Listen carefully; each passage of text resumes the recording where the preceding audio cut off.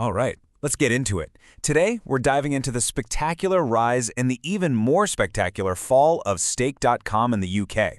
It's a wild story, really, about massive ambition, huge controversy, and the very, very steep price of ignoring the rules. And that's the big question, right? How does a crypto gambling giant, a company that seemed absolutely unstoppable, just vanish from the UK market in only 3 years? 1 minute they're everywhere, signing massive deals, and the next? Poof, they're gone. So that's what we're going to unpack here, exactly how it all went so wrong.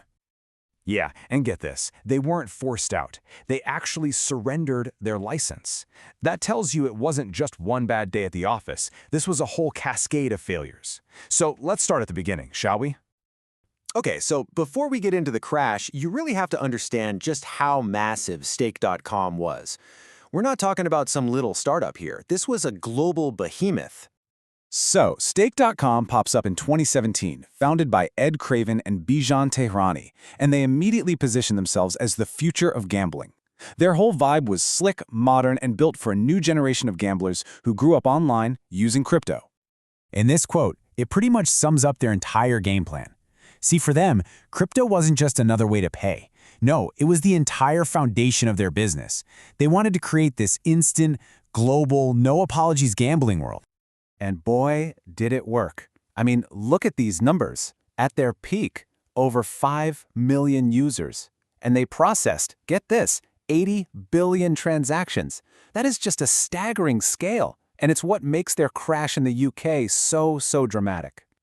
And of course, they backed up that success with a marketing budget that was just out of this world. You had Drake, Formula One, the UFC. I mean, their logo is even on the front of Everton's jerseys in the Premier League. You literally couldn't escape them. Okay, so they've got the money, the fame, the ambition, they've got it all, right? Well, this is where the story takes a sharp turn, because that whole aggressive, move fast and break things crypto attitude that worked everywhere else, it was about to slam right into the brick wall of UK regulations. And this timeline, wow. It shows you just how fast the wheels came off. They launched in the UK in late 2021, full of confidence. Less than 2 years later, bam, their partner gets fined. Then, by late 2024, one ad campaign sets off a major investigation. And just a few months after that, it's all over. Game over. So, that fine was a huge warning shot, for sure. But what was the final nail in the coffin? Well, it all came down to one, let's just say, very ill-advised ad campaign. Yeah, this is what did it.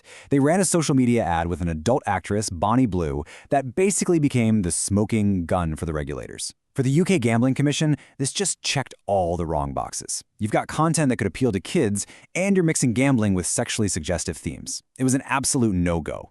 The investigation started pretty much immediately. So that ad was the trigger, absolutely. But the fallout was way bigger than just getting in trouble for one ad. This is where we see the real, crippling cost of getting compliance so wrong. And you have to remember, this wasn't their first rodeo with the regulators. A year before all this blew up, this nearly £317,000 fine was handed down.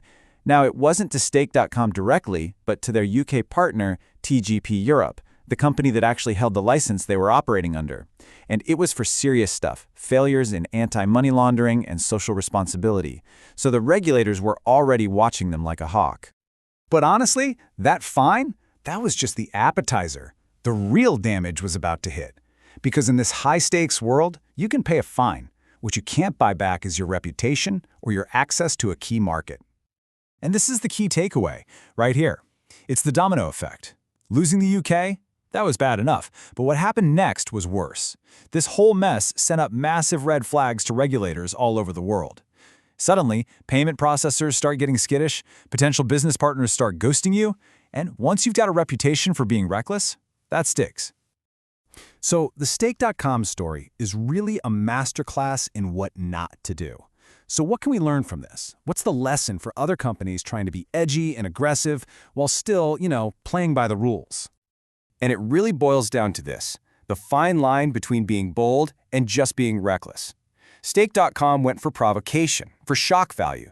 But if you look at the big established UK players like Bet365 or William Hill, their marketing is bold too, but it's built around things like live odds, useful data, and responsible gaming messages. They get all the eyeballs they want, but they do it within the lines. And all of this points to some pretty clear best practices, doesn't it? First off, do your homework. Know the local rules before you launch. Then, and this is huge, make sure your marketing team and your compliance team are actually friends, or at least talking to each other. And finally, you have to build your brand around responsibility. It can't just be some fine print at the bottom of the page. Ultimately, the story of Stake.com in the UK is a pretty powerful warning, isn't it? It shows that being ambitious is great, but ambition without awareness is a really dangerous gamble. And it leaves us with this big question for any global brand out there. When does that aggressive push for growth stop being bold and start becoming a losing bet?